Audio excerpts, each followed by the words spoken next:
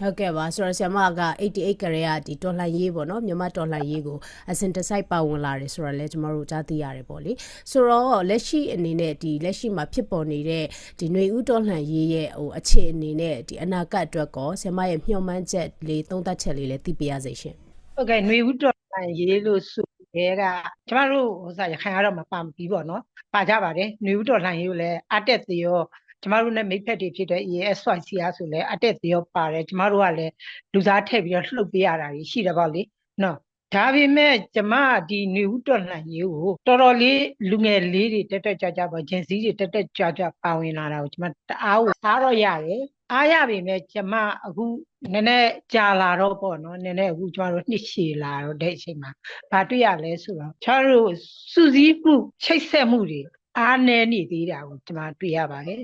ပြီးတော့ဒီဘက်ထိုင်းနယ်စပ်ဘက်ရောက်လာတဲ့ကလေးတွေဆိုလို့ရှိရင်လည်းပဲကျမတို့ကြည့်တယ်ပြီးတော့ဒီဂရင်းနီတွေဘက်ရောက်သွားတာတအောင်မလောက်ပဲရောက်သွားတာတွေလည်းကျမတို့ကတွေ့နေရတယ်ပေါ့နော်အဲ့ဒီတွေ့နေရတဲ့ကလေးတွေမှာဆိုလို့ရှိရင်လည်းအများကြီးသူတို့ရဲ့စိတ်ပဲစကားလေးတွေကြားနေရတယ်အဲ့တော့ကျမကနယူးတော်လိုင်းနဲ့ပတ်သက်လို့ကျမတို့ရဲ့သမိုင်းကြောင်းတစ်လျှောက်လုံးမှာတော့အားရပါးရကိုဂျင်စီတွေတက်လာတဲ့အတွက်ကျမတအားကိုအားပေးတယ်ကြိုလဲကြိုဆိုတယ်ပေါ့နော်သူတို့ဒါပေမဲ့သူတို့ဖြစ်စည်းပေးဖို့ကျမတို့အဖွဲ့အစည်းကြီးတွေပေါ့နော်ဥပမာတစ်ခုမှဆိုလို့ရှိရင်ဒီကျမတို့နိုင်ငံရဲ့အဝေးရောက်နေကြတဲ့ NUG တွေပြီးလို့ရှိရင်အဲ့ဒီအစိုးရအဖွဲ့အစည်းတွေတာဝန်ယူမဲ့လူတွေကအားနေချက်အများကြီးရှိနေတာကျမတွေ့ရပါတယ်အဲ့ဒါပါပဲ